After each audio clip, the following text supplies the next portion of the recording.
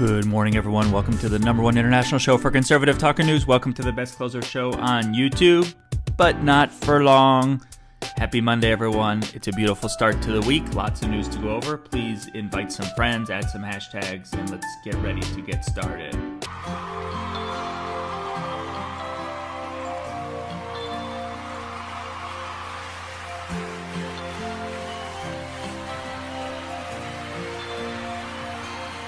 Today there's things disappearing that I worked for all my life. I dread having to start again with just my children and my wife. I wanna thank some lucky stars for trying to bring our greatness back today. 'Cause the flag used to stand for freedom, and now they're trying to take that away. We're gonna make America great again. We're gonna set our country free from the destruction by the party, taking freedoms away from me. And I'll proudly stand up next to Trump and support him here today. 'Cause there ain't no doubt he'll fix this land. God bless Trump and the USA. We will make America wealthy. We will make America strong again. We will make America safe again. We will make America great again. With the fine folks of Minnesota to the great peeps of Tennessee, along with the strong down in Texas, from sea to shining sea, from the suffering Detroit down to Houston, New York to LA. Now we can bring back the American dream, and it's time we stand and say, we're gonna make America great again. We're gonna keep our country free, and we're going to help all those who fought to give that right to me. And I'll gladly stand up next to Trump and support him here today. 'Cause there ain't no doubt he loves this land. God bless Trump and the USA.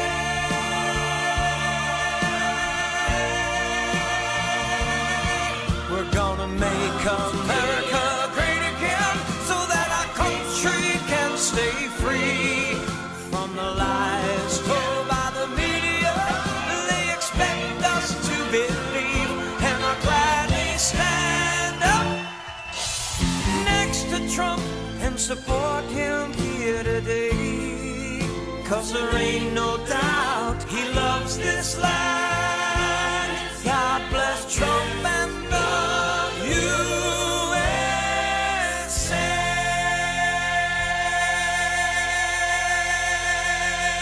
So my guest this morning is Derek Maltz. And Derek, and I'm going to give you a little bit about his background. Derek is 28 years of the DEA and also went to Syracuse. He's a father. He worked with DEA, the New York Drug Enforcement Task Force, Special Operations Division, and many other things. I want to get his take. He also worked on the opioid and fentanyl within the Mexican cartels and other things. So I think we could get some insight from him on what's going on now behind the scenes with President Trump. He also talks about Operation Cassandra, which I've discussed with you a few times, one of the longest run operations ever. And one day that'll be a movie, I'm sure, or a darn good book, or any of the above. So I look forward to bringing him on, and he's on at 6:30. Good morning to you, Derek. Thanks for joining the show. Good morning, Mike. Good morning. So you and I have been communicating off and on for about a month, and I'm sorry for the delay. So I really appreciate you being here, and I told my audience a little bit about you earlier this morning. And if you don't mind, give the audience a little bit more of your background. I shared some of the highlights, if you don't mind, and then also we can dig into a few of the subjects that you have listed there, a couple in particular that the audience and I discussed early this morning. Okay, Mike. So I grew up in a household with a father who was very dedicated to law enforcement. Bottom line is he was 30 years on the job with the DEA. I went to Syracuse University. I got an accounting degree, had no idea what I wanted to do. The old man pushed me into this field, which I'm very grateful for. I lived with my father and brother Mike, who later died when he was killed in Afghanistan in 2003 in the military in the U.S. Air Force. I got a job with the DEA. I worked 28 years. I worked in the New York office as the head of the task force with the NYPD and the New York State Police. I later was promoted to be the head of the Special Operations Division in Washington. When I got there in 2005, there were 9 agencies. When I left, there were 30 agencies, 3 countries, and the NYPD. So I retired in 2014. I remained very involved with the law enforcement agencies around the globe. I obviously consider myself a public safety, national security advocate, and I pay close attention to the details of what's going on in the country, in the world, and follow the different threats closely. My passion comes from my brother who died in Afghanistan, like I said. And bottom line is I have no agenda. I'm not looking for anything. I'm just trying to get the messages to the public, because obviously on the mainstream media, they're absolutely very limited as far as what they get the public from the mainstream media. So I'm trying my best, Mike, to get the messaging out. I appreciate shows like yours and others that have invited me on. I do some stuff on media, national media as well, trying to keep the public informed the best I can. Thank you. I understand you're on my friend's show this evening, and we're not going to touch on those topics, but you're on Ann Vandersteel's show, I believe, this evening at 8 p.m., correct? Yeah, Ann is very nice, and she understands the issues, and we had a long talk the other day. But then tonight I'll be on at 8 o'clock on YouTube on The Steel Truth. Yes, Mike. Absolutely. I'm glad to hear that. One of the things in your notes that you sent me was something I've discussed with the audience, is probably one of the longest run operations, which is Operation Cassandra. It would make quite the book or quite the movie of it's something quite spectacular, and I've tried to prepare the audience over the last year that this is quite something. What are you allowed to discuss about it, or could you give even an understanding or a summary of what you see Operation Cassandra as? Is that something you can discuss? Of course, yeah. I mean, this has got to be discussed, because the U.S. is missing this completely. So there's a saying that a lot of the folks in government, including President Obama, so I'll just say that right from the beginning, yes, that terrorists are increasingly turning to crime and criminal networks for their funding. And we're talking about the most radical terrorists in the world, like Hezbollah. Hezbollah, according to President Obama and others, was one of the most technically capable terrorist groups in the world. So what we saw, Mike, in Project Cassandra, we started an initiative sometime around 2008, 2009, which was pretty much DEA's way of consolidating all cases in the world that had, these major drug trafficking organizations in South America that were connected to that terrorist group, Hezbollah. So just to give you a little background, because it's really interesting, back in the day, the DEA was involved with some money laundering operations in Miami, Florida. We had some very talented agents that were infiltrating the cartels in Colombia. There were some money pickups that were done in the United States, and we later identified the brokers and the organization in Bogota, Colombia. And because we have in the DEA such a great relationship with the Colombian National Police, we passed intelligence, and they did an unbelievable investigation where they targeted these major money launderers. So in 2008 or so, they arrested a bunch of guys, one guy, Chekri Harb, and also a very large kingpin down in Bogota, Colombia, Francisco Flores. So bottom line is we identified this global cell of these Colombian drug traffickers and money launderers working with the Hezbollah people. Now, Mike, honestly, I didn't really know much about this until that time frame, 10 years ago or so. So I became very alarmed. But here's the thing. When I went down, and I want to show you guests this thing, because this is very, very important. I don't know if you can see that, Mike. A little bit higher. This is a Perfect. fireball. Yep. I was given this by Admiral James Stavridis in 2007 at a briefing down at the Southern Command. He was the commander in charge of our U.S. military Southern Command in Florida. But he started seeing an emergence of these Lebanese organized crime, Hezbollah, that were migrating down into South America, into Venezuela, the tri-border area. He became very, very concerned about this threat. 2008, the Homeland Security Director of the United States at the time, Michael Chertoff, actually stated how Hezbollah made Al-Qaeda look like the minor leagues. Think about that statement, Mike. Mm-hmm. So I started as the head of SOD. I became, and SOD is just an acronym for Special Operations Division. I started getting very concerned because I'm sitting there thinking, wow, we're coordinating all these major investigations around the world, and we're starting to now have this presence of Hezbollah, which I didn't know a lot about, but we were concerned that they were involved in this money laundering and these schemes. So what we saw, Mike, which is absolutely fascinating, we saw multi-ton shipments of cocaine leaving South America, going to West Africa. When the drugs were distributed all over West Africa and Europe and Asia and Australia, the monies were collected, and then the monies were getting carried by Middle Eastern couriers down into Lebanon. They were protected by Hezbollah militants. The money was going into the exchange houses in Beirut, Lebanon, at the airport. And then money was going right into the banks in Lebanon. From the banks in Lebanon, the money was flowing into millions, hundreds of millions, billions of dollars coming into America, into Middle Eastern used car dealership business accounts. And then they were buying the damn cars and shipping the cars on Hezbollah shipping company lines, going right back into West Africa to these car parks. And the cars were being sold for like 25% profit. But the scary thing is it was what we called a trade-based money laundering scheme. And it was absolutely the most significant scheme that we've ever seen when it comes to the drugs and the terrorists. So long story short, we got with all our partners. We had a terror finance section at my operation.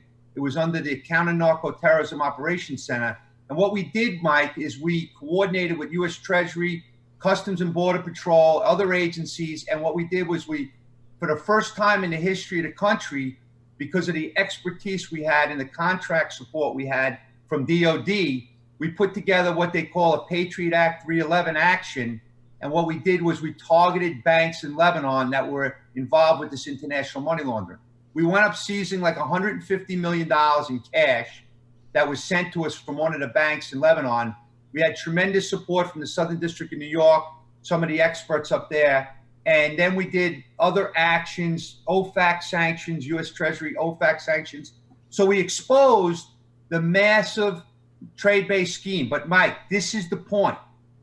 We had almost 300 businesses connected to this scheme in America, right in our backyard. We only were able to include 30 of the businesses in our Treasury actions because we couldn't get cooperation. Now, let me make sure this is clear to your audience. When I was at the Special Operations Division, my number one passion was always that after 9/11, how the hell are we going to do our job and go after these networks without coordinating and sharing information? Enough is enough. I used to have a saying, stop the madness, Mike.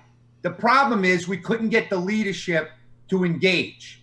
And so Hezbollah was considered at that time, when I was in 2012, 2013, we had a U.S. government interagency group called the Threat Mitigation Working Group. And guess who ran it? Bruce Orr. Does that name sound familiar? Absolutely. So Bruce Orr was in charge of the Department of Justice OSIDEF program, but he also had another hat, and he was the co-chairman of this Threat Mitigation Working Group. But here's the point. The point is that everyone said that this was such a good threat, but we couldn't get everyone to come together, right? And that's kind of one of the things that's a theme of mine, and it's really disturbing because you would think, and the public would think, after 9/11, we'd have some accountability on this stuff because people died. And those that watch 9/11 understand the severity of this threat. And so it's really frustrating, Mike. So this is kind of what I've been trying to do, is expose. Ronald Reagan used to have a saying. You know what that saying was? You can't get them to see the light, make them feel the heat. So if you want to be a leader in this country and you want that, the title for your resume, then you better take the responsibility. If you don't want the responsibility, don't take the job.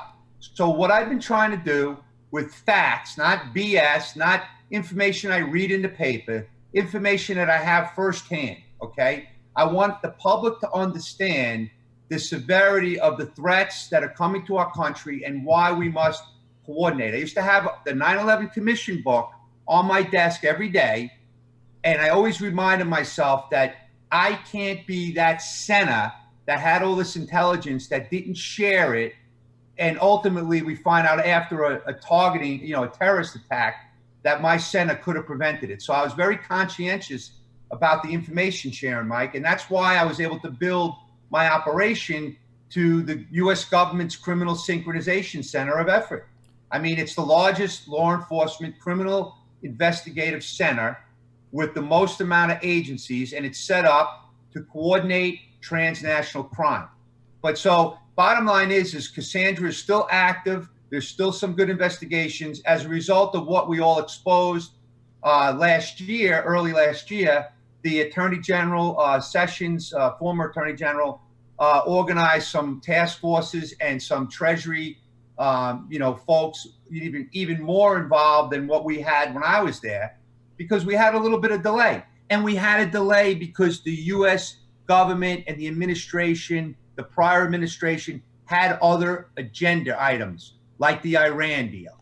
So we were actually at a little bit of a disadvantage. We didn't get the proper support, but now it seems that they're doing some good things, and I have some optimism on what the U.S. government is actually doing now. Absolutely. The saying I have on my wall behind me, you can't see it at the moment, but I have Ronald Reagan's saying on a picture on my wall. So I'm very familiar with the saying.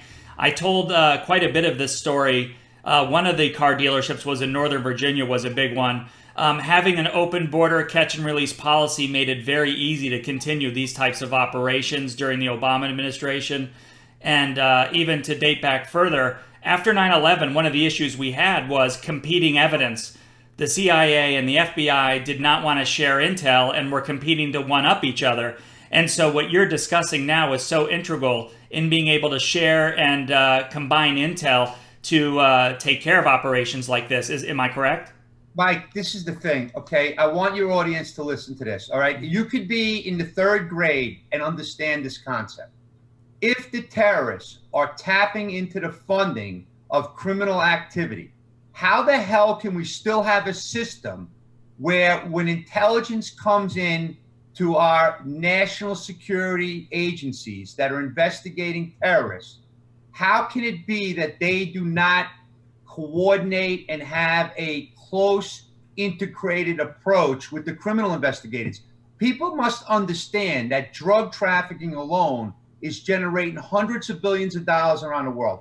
Counterfeit goods, I'm hearing, and I don't know this for sure, has surpassed drugs as far as generating the amount of money. What about the human trafficking, the gun smuggling, the diamond smuggling, all of the crime that is going on, especially in countries like Africa, all over the place? The bad guys are tapping into those monies to radicalize these guys all over the world. They need money for corruption. They need money to pay off the government officials. They need money to do their training by explosives, by missiles. And why are we missing this? So, I will be talking more about this tonight with Ann about a specific case that's near and dear to my heart in Boston. And it's unbelievable that we continue to have these failures and nobody's standing up strong to talk about it. And by the way, Mike, I want to make something clear. I'm not doing this to criticize any one agency. I'm doing this to criticize the antiquated system that we have in America. The Congress, for example, I have a saying lately, Mike, they have cobwebs in their ears, their eyes, their nose, their mouth, their ass. Excuse my language, but I couldn't help myself. They just don't understand how the crime has evolved. Crime has evolved. It's so complex. They're using the most advanced technologies, and we're sitting around debating and pontificating. And I hate the fact that the bad guys have the edge on this great country. And I don't like sitting here and waiting for the next incident because we missed it. And that's kind of what's driving my passion to help expose this, not to be this retired guy that wants to criticize everyone. No, that's not the case. It's to make sure people understand and make better systems moving forward. And that's kind of my motive, Mike. I can tell. And I also mentioned that the cartels have been tied to Hezbollah and kick up money that way. They've been intertwined and interconnected for a long time. That shocked a lot of people that they were that organized. And now with digital currency, it makes things a lot more difficult for you folks like you to do these types of detailed investigations or forensic investigations, doesn't it? Mike, a couple of things, and great comment. Mm-hmm. Number one, I'm going to tell you how sad this is. And the last time I testified at the House Finance Committee, I actually researched online, and I actually found testimony from 1986, which is what? How many years ago is that? That's 33 years ago, Yeah. 34 years ago? All right. In that testimony, there was a lot of discussion about the dangerous connections between drugs and terrorism, right? So this concept is nothing new, right? It's nothing new, so we should have learned over the years. As a matter of fact, when I first came on to the Special Operations Division, after 9/11, there was some testimony by the head of the FBI, Chief of Intelligence, where he basically said money's going back from drug trafficking to Al-Qaeda and Hezbollah and Hamas was a really critical problem. So one would think then if that's the case, like the leadership would demand interagency cooperation. But here's the point, Mike. You know, you heard the prior FBI director talking about this going dark initiative because the government agencies were certainly concerned that because of encrypted communications and because of some of the Silicon Valley companies, law enforcement was losing the ability to infiltrate these criminal networks. And the problem is that the way he was talking is like it was only terrorism investigations. But what people in the country have to realize is that our Department of Justice, our Congress was such asleep at the switch over the last several years as new technologies were emerging. Now we're almost in the dark on all cases, whether it's a kidnapping, a drug case, a money laundering case, a weapons case, a child molester, whatever. We as law enforcement have a difficult time now keeping up with these networks because they're using communications that we cannot infiltrate, even with court orders. And going back into 1994, the CALEA law that was presented and Congress passed, that was a communications act to keep law enforcement viable as new technologies were deployed to the actual market. The problem is no one's paid attention to that. And basically now we're in a situation where we're again catching up to the bad guys, which is disturbing. Now, you talk about the dark web, you talk about, cryptocurrency. This is so far removed and so far, I don't mean removed, but so complex for the average law enforcement agencies because they're still trying to catch up to basic things. And so thank God we do have the former Attorney General Sessions did create what they call a J-code, which is a task force headed by the FBI and other agencies. And what they do is they bring some of the greatest expertise we have in the country to go after some of these dark web cases. And I got to tell you, they've done a hell of a job. It started with Silk Road, then Alpha Bay, Dark Gold, all these cases, they're actually infiltrating the dark web and they're taking out some very sophisticated bad guys and they're taking and seizing a lot of the cryptocurrency. So there are some really good things going on. And I anticipate some more actions coming up soon, but it's just so overwhelming because people haven't paid attention. It's kind of like the border, right?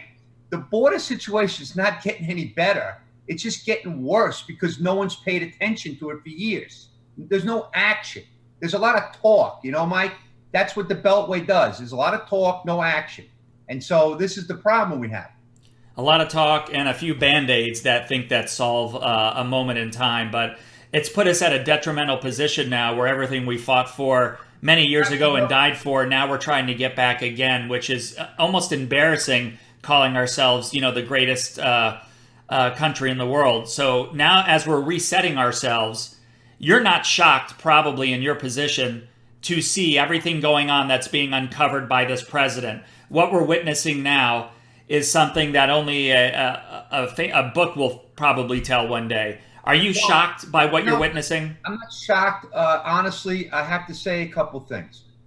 when I was in New York growing up as an agent, now what I failed to tell you is what was kind of cool is I took my father's job as the head of the New York Drug Enforcement Task Force, which is the oldest and largest task force in America. It started in 1970. My father was the chief of that task force 11 years. I actually got the job in 2004. But here's the thing. I used to work closely, and still to the day I retired, work very closely with the Southern District of New York, which is the best, as far as I'm concerned, prosecutors in the country. And so when I was up there in New York, Jim Comey was a U.S. attorney, right? And so Jim Comey, at least back in those days, I kind of looked up to him as a very good, aggressive prosecutor that was trying to support law enforcement. And so I'm just being absolutely blunt, Mike, because you said about being shocked. Mm-hmm. When Jim Comey got on the television the day he was reading the stuff about the Hillary Clinton investigation, leading up to a certain point, I was very excited to hear that they were exposing this fraudulent activity, this criminal activity with the servers and the email and stuff like that. But I was absolutely shocked, and I say it again, shocked, when he said that no reasonable prosecutor would prosecute this case. And I just couldn't understand it. After that press conference was over, I was telling my wife that, like, how is this possible in this great country? And that was kind of like one of my eye openers in the political side of stuff. So all the things that have happened after that have been absolutely mind boggling to me. And yes, I am a little shocked because this is the greatest country in the world. And these are supposed to be public servants that focus first on America and the public safety of America, not their self-serving, agendas to get them, a better job or, a better retirement. I mean, that's not what it's about. It's about serving the people that are paying you to keep them safe. And I was a little bit disappointed in not only what Jim Comey did that day, but what's happened since then. Sure, and what we're witnessing now is the undoing. It's starting to unravel itself, and I know it takes time. And I think there's going to be many people on the left that are going to sit back and not quite understand what has been covered up. It's deeper than people understand, the level of criminality. In fact, a lot of the laws protect them. All these congressmen are in the know on these things. They're not. They do know the answers. They do know what's gone on here.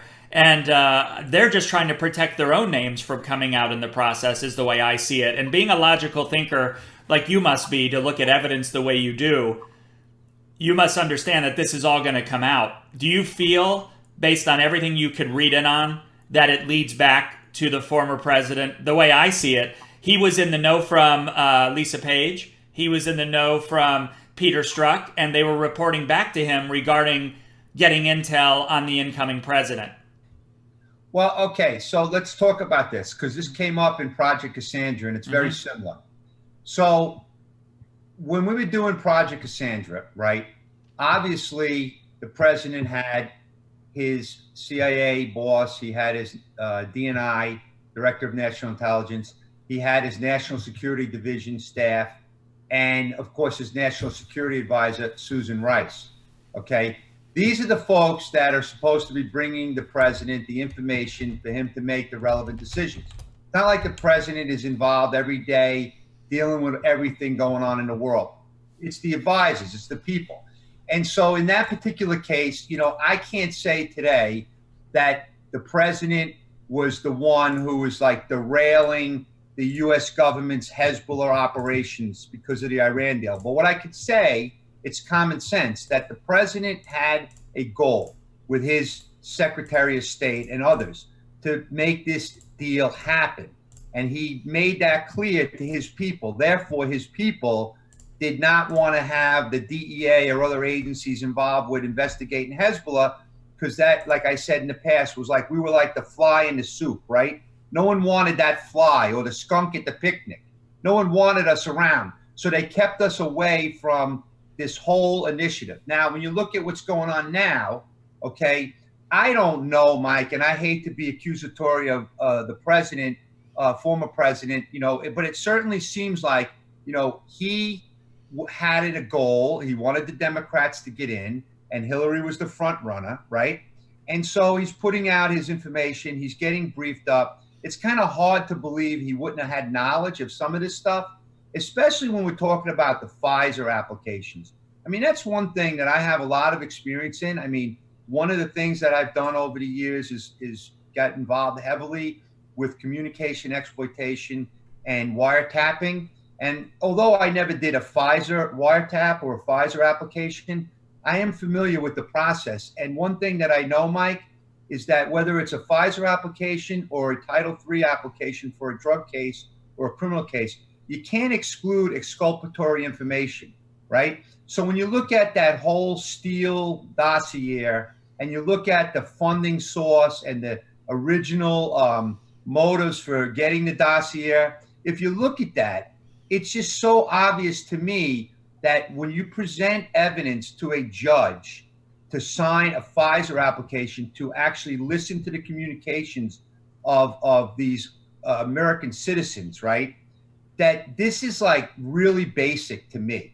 All right. I don't want to downplay it, but like that alone, right. And even McCabe, if you go back to his testimony, he talked about without the dossier, there was no way they were going to have a Pfizer warrant on Carter Page, right? So if you look at just that alone, you have to say this really smells, this stinks, right?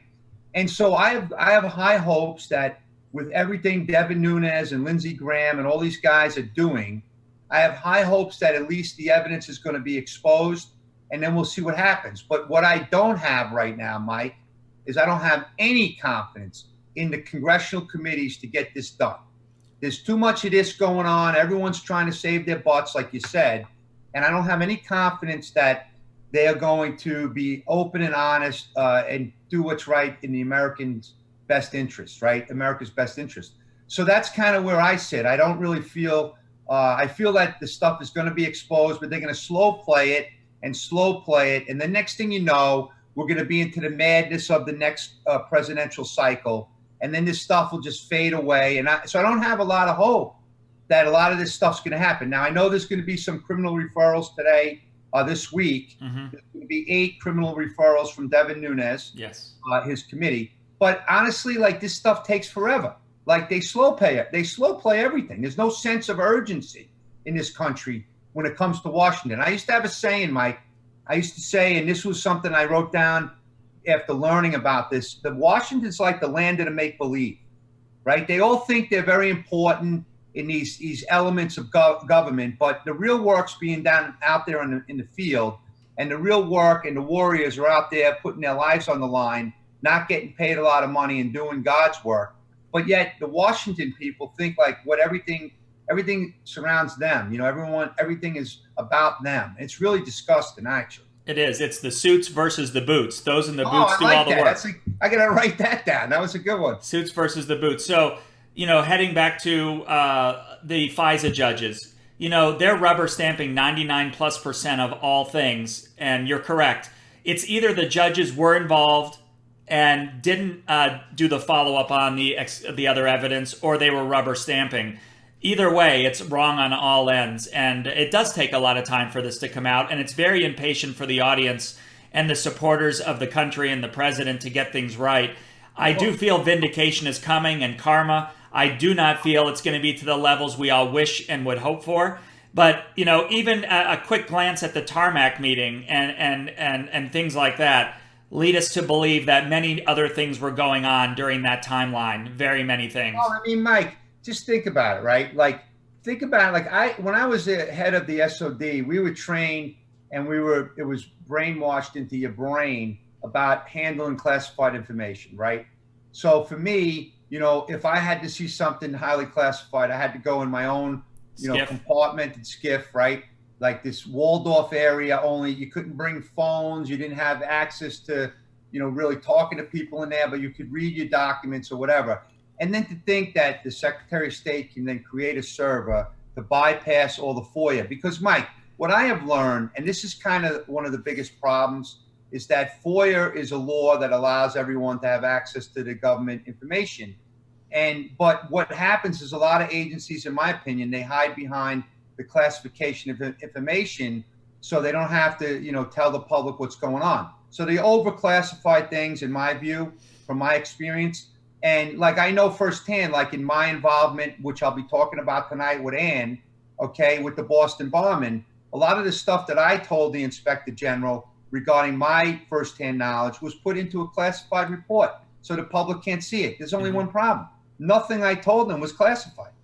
And so that's kind of what they do. So bottom line is with this stuff, it's like, you know, they hide things from the public. And this is kind of what, you know, I'm trying to do in my little role from the sidelines here to help the country in my own little way, is be able to tell the public what's going on. And shows like yours and others are going to hopefully get the messaging out.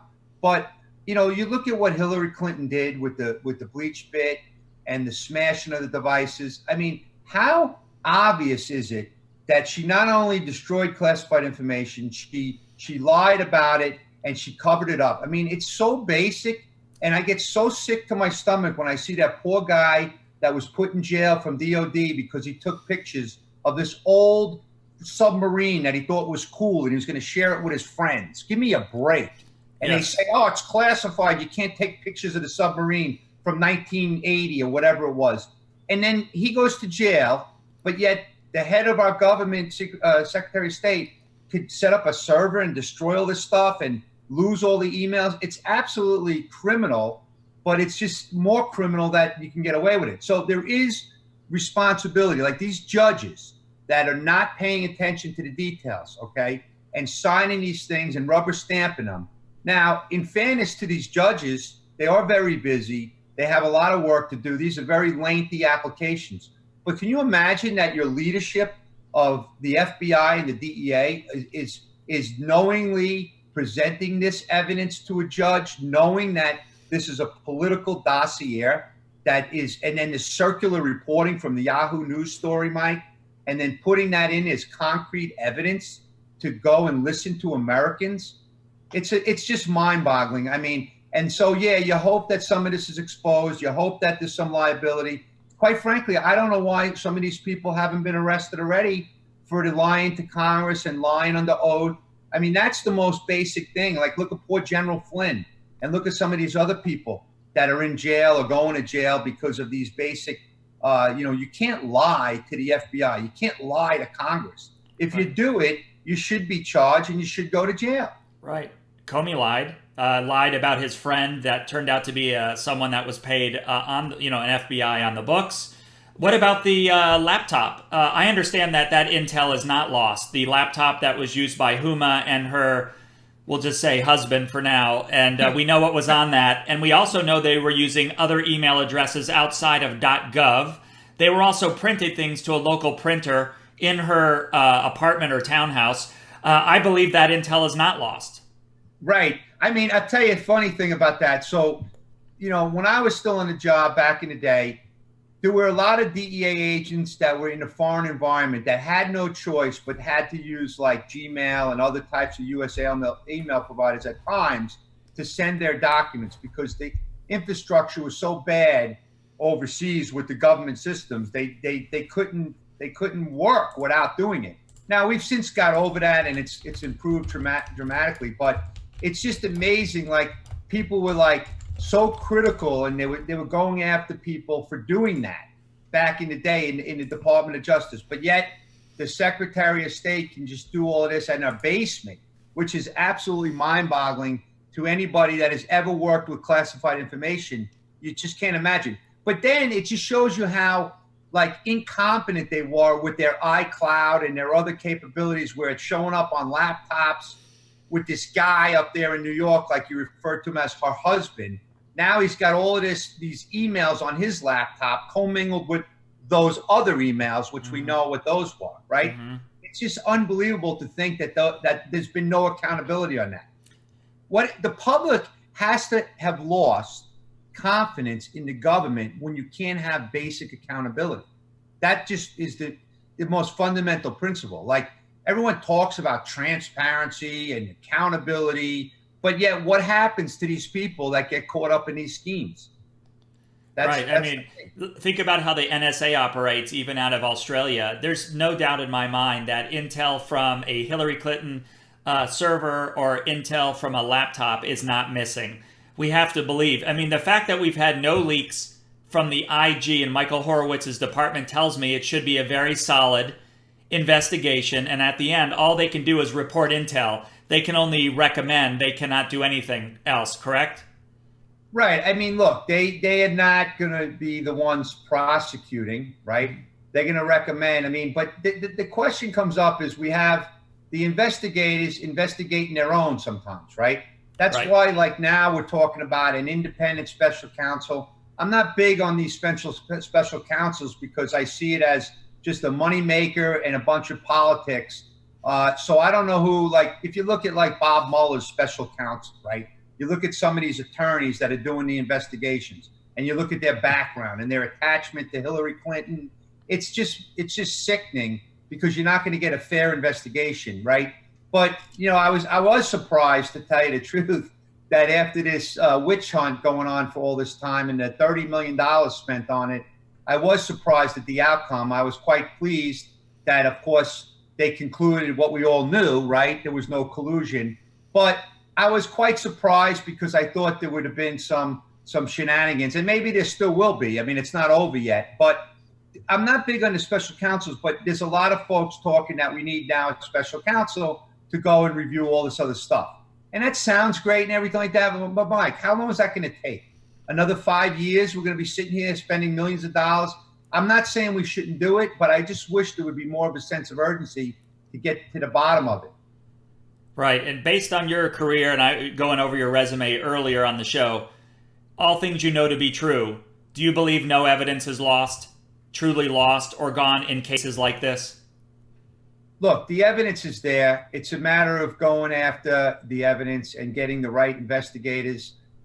You know, I just don't understand. Like, you know, I'd be hiring some pit bull investigators that you have firsthand knowledge of, that have accomplished big things on these investigations on their government career. I mean, some of these attorneys, nothing against them, but what is their experience in investigations, really? Like, they're reviewing evidence is what they do. But as far as going after the actual evidence and investigating, I don't know who they had on that committee, so I don't want to start, you know, bad mouthing that committee. But I just don't like some of the characters that were on that committee as far as their motives. I don't trust their motives. Agreed. And back to the tarmac comment I made. Just from all the evidence I read, how the plane was held on the tarmac, going through the intel, it looks to me that Loretta Lynch was brokering a potential deal for herself to maybe be a nominee for the Supreme Court. Other evidence kind of points in that direction. Do you have any thoughts on that, just in your own evaluation? One thing that stood out, and again, I'm no expert on the president's travel agenda, but one thing that stood out is somebody was saying, like, who plays golf in Arizona in the summer, right? Like, who does that? It's like 120 degrees or whatever it was, right? Right. And so it didn't make sense. There was something more to it. They weren't talking about soccer games and grandkids, right? The timing was absolutely disgusting. We already know, like, for example, the former attorney general, we already know for a fact that they pushed out, we're not going to indict Hillary Clinton. She wasn't even interviewed yet. Right. How do you make a conclusion? How do you do that when you didn't even interview the main subject, right? So they already had their minds made up. I mean, what? Jim Comey, I mean, I haven't seen the memo, but Jim Comey wrote a memo pretty much, you know, concluding that Hillary Clinton didn't do anything, you know, criminal, you know, before they went through all these interviews. Like, how do you do that? It's unheard of. I don't understand it. It is. And the language was slightly changed in that memo also, right? The words. You know, the other thing, too, think about, like, there was that one comment that came out to call it a inquiry, right? What was that again, Mike? Like, a matter? A matter. It's not an investigation. It's a matter. Wait a minute. It's not an investigation when somebody's destroying their government devices or their devices that they have when we have subpoenas from Congress to preserve evidence. Like, I don't understand. Like, honestly, Mike, I've been investigating my whole life, and I obviously have it in my DNA with my father. How is it possible that you're not obstructing justice when you get a letter to say preserve everything and you're destroying your devices? I have never heard of anybody in my career that destroyed their devices with a hammer. Right. None of us have. And if any of us would have had one step in that direction, we would have been held without a phone call. So something is, as they say, smells in Denmark. Just so Yeah. everyone's coming into the show now, I have Derek Maltz on. I'm lucky to have him on this morning. Tonight he'll be on the Steel Truth at 8 p.m., as I mentioned earlier, to talk about another story with Ann Vandersteel. Derek, back to the emails. WikiLeaks is now starting to say potentially now that Julian Assange either might be released or extradited or kicked out of the Ecuadorian embassy and may be arrested as he walks out, and still may have the access to these 30,000 emails, which are on a thumb drive, which he is told to have given to somebody if something were to happen to him. Do you believe he holds the keys to those cards, and do you think he'll end up testifying in the U.S. based on things you've read? I don't think so, honestly. I think he'll be protected. I really do, because the influence is so strong around the world, as far as like the Clinton family, right? I just don't have the confidence. I'm sorry. I mean, that's just how I feel. I don't see it. I don't have a crystal ball. I'm not intricately involved in those details day to day, because I kind of have lost interest in that, because I just don't have confidence. I'm sorry. That's how I feel. Mm-hmm. All right. How about Khashoggi? I did a story on Khashoggi, and he was barely a reporter. In fact, he was more nefarious than people know. I don't know if you read into that case a little bit. No, I don't have a lot of details other than to know that his background and his connectivity to what I would consider like really bad actors is just very, very eye-opening to me. I don't know what the guy's background was. I don't know his real detailed background, but I know what I've read, and it concerns me as an investigator, the connections that he had and his ties. So I don't look at him as like some innocent reporter was killed, Mike. That's how I feel. That's how I see it too. You mentioned Bruce Orr earlier, and how interesting was it for you, knowing your history, that his name pops up again in this process, and it seems like he has turned over some evidence over the last couple of months. Okay, so let me give you a little background. So the Bruce Orr that I knew was very, very nice guy. He actually got along with pretty much everyone. He actually was a pleasure to deal with, from my capacity at the Special Operations Division. But again, you don't know the dark side of people, right, until after the fact. That's just the way it is. A lot of people in America, in the world, have this dark side that you don't always know. And so when Bruce was the head of OSDEF and Bruce was the head of the transnational crime strategy for the government, he was pretty engaged. Like, from my observation, I really liked dealing with him. He supported the DEA's efforts. He was supporting us. At least he appeared to be supporting us. But you know where it got a little suspicious to me, Mike, is I didn't understand. If you look at President Obama's transnational crime strategy, it talked about integrating the tools of national power. You always hear that Beltway term, right, Mike? Let's integrate all the expertise and go after the networks. That was the basis of the transnational crime strategy. So when we started seeing like Sinaloa cartel and Hezbollah emerging as some of the biggest threats to our country, I scratch my head and I think back and I go, yeah, now it makes sense why he wasn't, enforcing the interagency cooperation. You know why? Because he needed to keep the FBI on his good side because of the Russian investigations and his access to sources and his going to these meetings all over the world. And so then when you see like the whole Fusion GPS and his wife was involved, it makes me really sick to think that I was fooled. I was fooled as the head of SOD that this guy was a reliable, as a prosecutor in some district in New York. I'm really disappointed. And, I don't know the full extent of what he did or he didn't do. Here's what I do know, is that he did allegedly testify, because I didn't see the testimony, that he presented information to the leaders in the DOJ and FBI that the information in the dossier came from this guy, Christopher Steele, which may not be reliable and unconfirmed.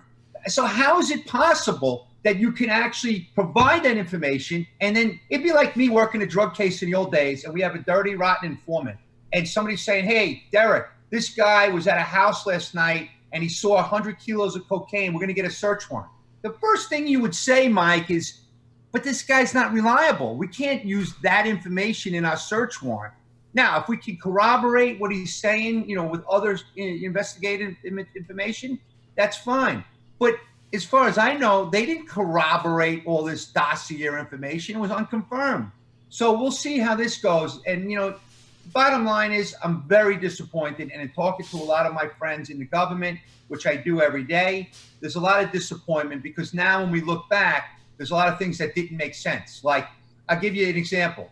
There were times when, Bruce would go on these trips with his little confidant there in DOJ to do these interviews, and he was pushing this Russian investigation as a priority for the government transnational crime strategy.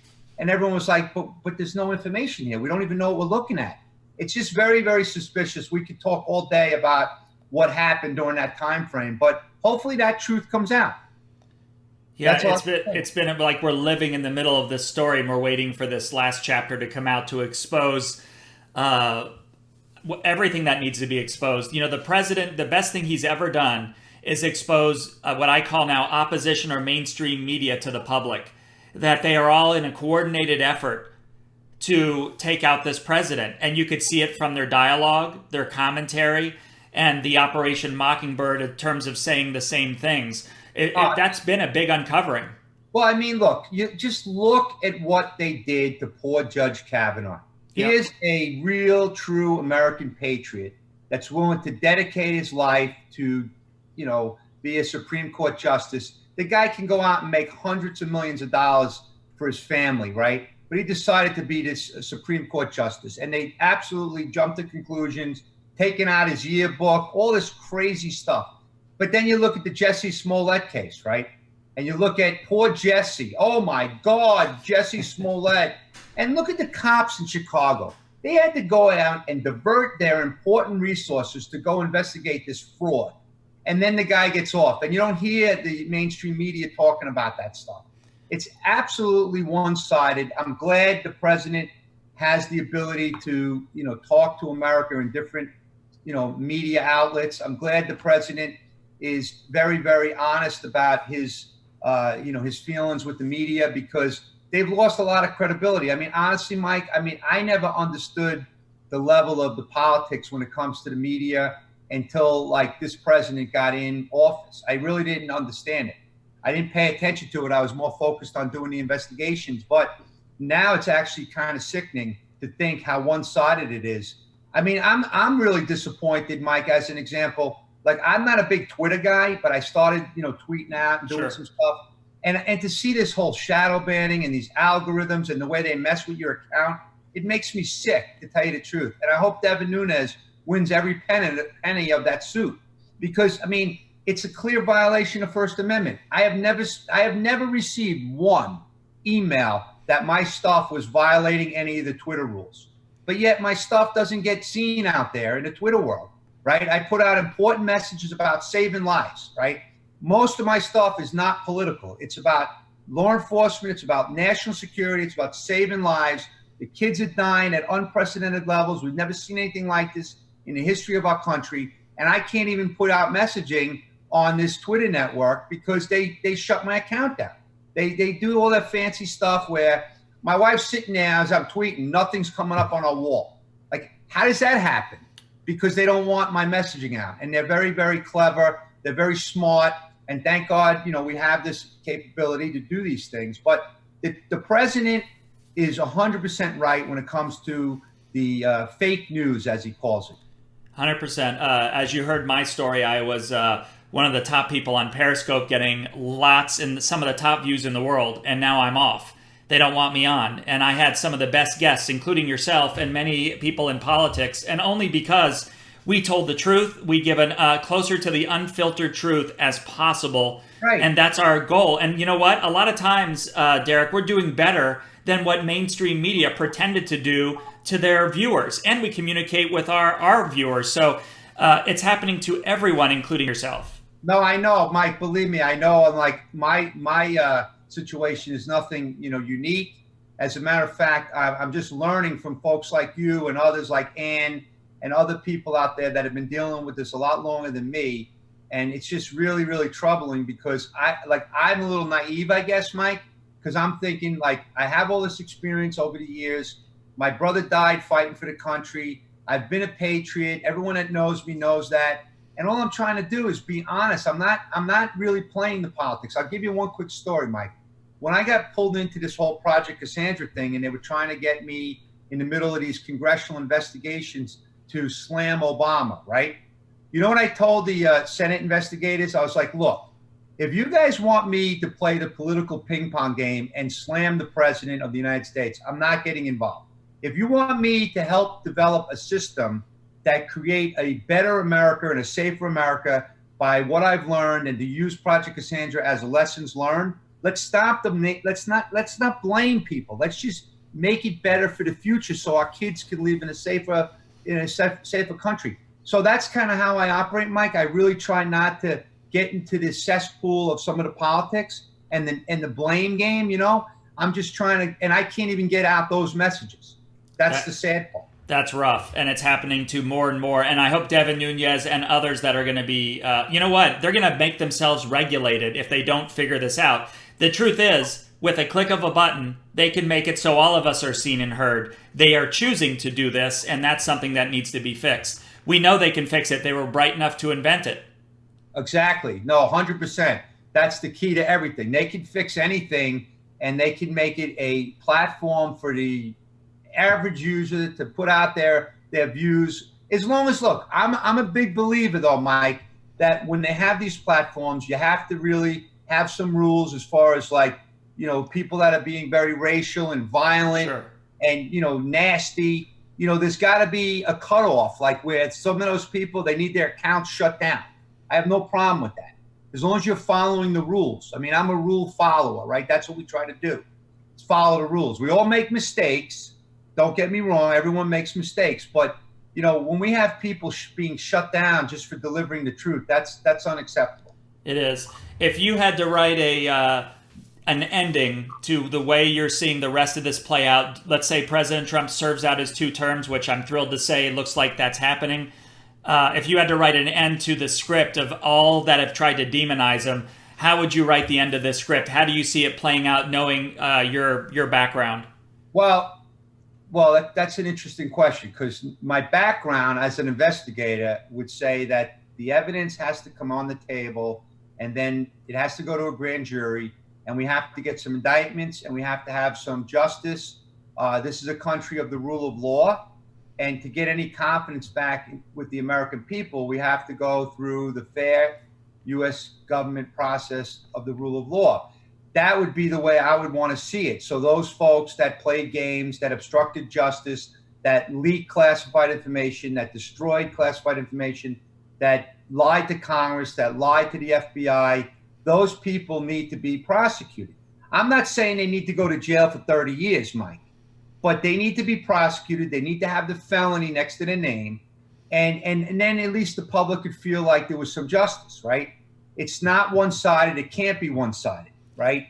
And if I was to write it, I would want to see just justice served. And then everyone could go on with their lives, and we could start uniting instead of dividing. Because the sad part, Mike, is that this country has never seen the complexity of threats that we have facing us now. And we're still debating this nonsense back and forth and picking on people and criticizing people. It's just unacceptable. These people are supposed to unite, come together, because I have a slide that I made, which you'll see. It's been put out on Twitter, where the complexity of the threats are going through the roof, the ability to deal with them are going down, and the gap keeps growing. Well, the gap keeps growing. We're all vulnerable, and we might as well go in bunkers and hang out in bunkers with our families, because it's going to happen. Something bad's going to happen, because our country has to come together. There's such nonsense, and these people are more concerned about themselves. They're self-consuming egomaniacs instead of public servants. So I would like to see more public servants. One thing I have to tell you, Mike, is I believe that the more congressional people, like these guys like Dan Crenshaw and war heroes and people that have put their life on the line, right? Michael Waltz, right? These warriors that that understand what's going on in the world. I think more of those folks need to get into office, and we need to have term limits and get some of these antiquated dinosaurs off their high pedestals. They come in. Mike, I don't even want to go back to Congress. It makes me sick to sit there. Everyone's so busy. They have their really fancy suits on with their handkerchiefs, and they have no clue what they're talking about. They're so naive, it's disgusting. They are. Unfortunately, they vote for their own term limits and their own raises, and that's something we should be voting on during the presidential election cycle. No, so a lot of things have to change. There's a lot of congressional processes that are also very antiquated as well. The world is changing very quickly, but our system is just not. I mean, there's some fundamental principles in the Constitution that have to remain solid. I agree with that's the foundation, but there's some processes that need to be adjusted. Let's face it, if it was the late 1700s or early 1800s, the things we're talking about and discussing would be dealt with in a whole other manner and a lot swifter and faster for the public to cleanse themselves of. Well, Mike, just look at like the technology, right? So the 1968 wiretap laws are still the basis of what we do every day, going after people's communications. I mean, how do you operate in the year 2019 based on 1968 wiretap laws? It's ridiculous. And there's been a couple of, enhancements here and there or whatever, but we're getting further and further away from being able to do the job in law enforcement. And law enforcement gets very limited support. Thank God President Trump has been the most supportive in years to law enforcement. Mike Pence was out there at the Houston Homeland Security Investigations Office. He was out there with the DEA in Phoenix. He was in Texas. He's on the border. They're engaging with law enforcement. They're understanding what law enforcement's needs are. And that's the other thing. Kirstjen Nielsen, she stepped down yesterday, fine. But what's really sickening, Mike? That she goes into the White House to give a presentation on the border crisis. And Nancy Pelosi and these other arrogant people, they shut it down. They don't even want to hear it. Right. How is this possible? She's put there in a position to protect this country, and you don't even want to hear what she has to say. That shows you the arrogance, and that shows you the ignorance of some of these people. It's like, how does that happen? It's really unbelievable. I mean, it bothers me so much. As you can see, I get very passionate. I mean, it's only 7 o'clock in the morning, yelling and screaming here because I get so upset. Yeah, they wouldn't even listen to her statistics about how many women are being accosted or sexually accosted out of 10. The numbers were mind-boggling. They wanted to hear nothing or watch any video evidence either. Mike, what about listening to some of these DHS experts about the thousands of kids that are being exploited and raped? There was one story of one kid, 11 or 13 years old, being raped 40 times in America after being pulled across the border. I mean, it's sickening, and people just don't care. It's like it's just I just can't even explain it because it just blows my mind away.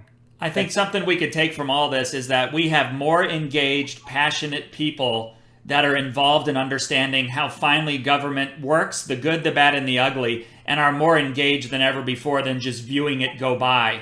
That's been something that's pretty amazing to me. Well, let me just say this as a first-hand knowledge, right?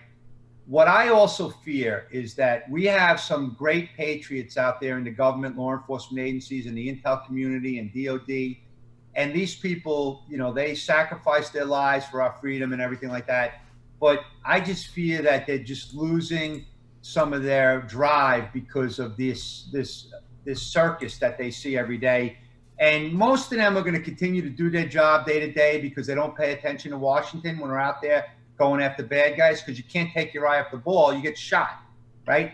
And so I just fear, though, for some of the newer agents and the newer investigators that they're looking at this and they're saying, why do I want to go out there? And like a police officer, why would you want to be a police officer knowing that you don't get support and you're getting shot at? The people that are shooting at you, they get away with it. No one cares about the poor police officer that's out there trying to save, the lives of innocent people. And so I fear for that, but we do have a lot of great patriots. And Mike, you're right. Shows like this and shows like Ann's and other shows out there, some of the podcasts, it's getting the messaging out. Unfortunately, not as quickly as it needs to, but it is actually working in a lot of ways. And I'm happy to help in any way I can for anyone that is interested in the truth and the facts. Absolutely. I mean, let's face it, the Jussie Smollett case could have caused the largest riots in American history if it would have gone a step further. That's how close it was to becoming riot-like after what he tried to manufacture there. And they're very lucky. Yeah, if they didn't actually prove that it was a scam and it was all made up, right, it would have been the largest riots. I mean, look at Chicago already. Over the weekend, Absolutely. what was it like? They had 30 people shot, and many, many young kids were shot. You know, it's like, Mike, I was out in Chicago not too long ago with my friends in the DEA, and I was out at one of the commanders' briefings, and right in the middle of the briefing, they were showing me the shot spotter, which I didn't even know about, honestly. And all of a sudden, the commander's doing the presentation. I'm here, bop, bop, bop, bop, bop, bop, bop. Shots are going off, and they're following them on the camera and stuff like that. But it's real what's going on in the streets of Chicago. And now that the weather's getting warm, God only knows what's going to happen. And the other thing is, the public understands this. Most of the public understands it, but the cartels are just putting all these operatives all over the cities of America, and they're here to sell drugs, to commit violence, and to collect monies to make the cartels more powerful. And so I've been also, Mike, very vocal, and I've written a lot of papers and have gotten a lot of messaging out how I feel the president needs to designate the Mexican cartels as terrorists. I've been pushing that heavy, because if you look at the requirements for the State Department to declare a terrorist organization, they meet all the criteria. Yes. So other than the politics of it, it should have been done a long time ago. But because the politics is so strong, and they're our southern partner, southern border partner, people are afraid to do it. But my statement would be, look at all the Americans they're killing every single day. Just look at the poor kids that are dropping from the opioids and the fentanyl and the heroin, and now the cocaine being mixed with fentanyl. We got methamphetamine hitting the country at unprecedented levels. Why don't we start attacking the production operations in Mexico? What are we waiting for? Like, I don't get that. We know where these operations are. We need to start, putting drones into these damn things. It sounds a little dramatic, but they're killing our citizens. Like, doesn't anybody care? Like, these people are dying all over America. They're taking poison. These poor kids at college, they don't know what they're doing. And it's really scary, Mike. And we're sitting here watching it happen. We are. Do you find yourself, as my last question, at all in any feel in any danger? I know you have a family, but in terms of having the knowledge you have and sharing the intel that you have, do you ever fear anything?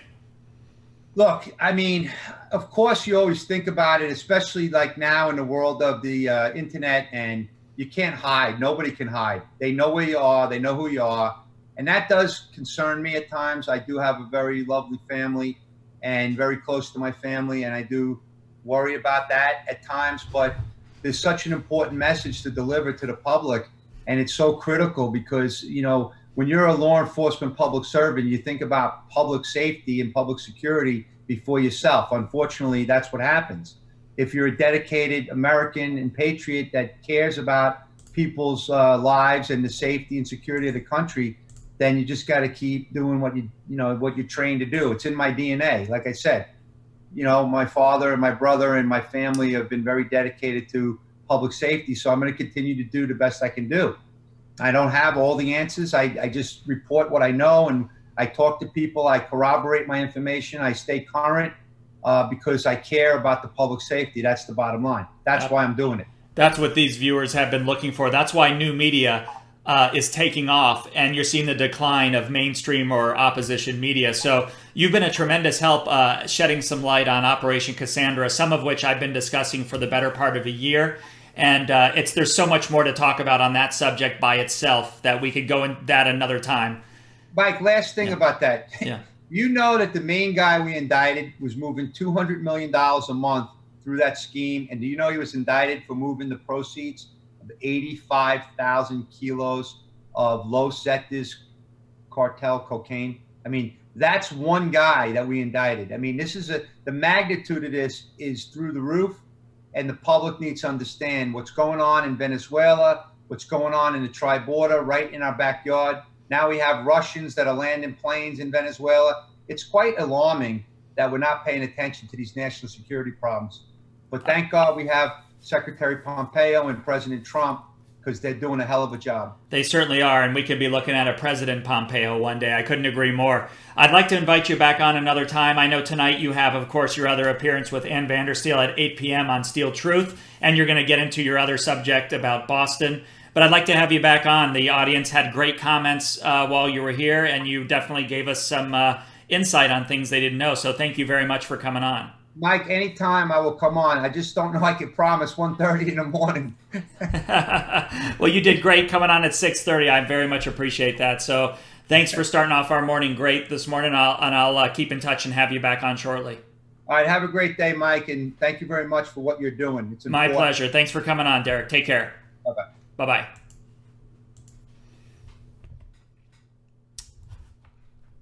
All right, everyone. Thank you for being great viewers during the process. I did my best to glance at the screen. Sometimes it's a little difficult there. But you can catch a little bit more of him tonight with Ann at 8 p.m. on Steel Truth. They're going to talk a little bit more about the Boston bombing, the Boston subject he briefly brought up for a second earlier. And he'll go deeper into that subject with Ann. So please catch him with Ann this evening at 8 p.m. But he did a fantastic job. Great interview. We can go in a lot of directions with Derek, so we barely touched the surface. And unfortunately, I've talked to him for the better part of 4 to 5 weeks. And because of the whole Periscope thing, I decided to put him off to book until we had a platform working. So it was really me holding back the interview. But I'm so glad to have him on this morning. Thank you. Yeah, I was very thrilled to have him on. He's fantastic. And I saw you liked his accent as well. I saw those comments too. Great guy.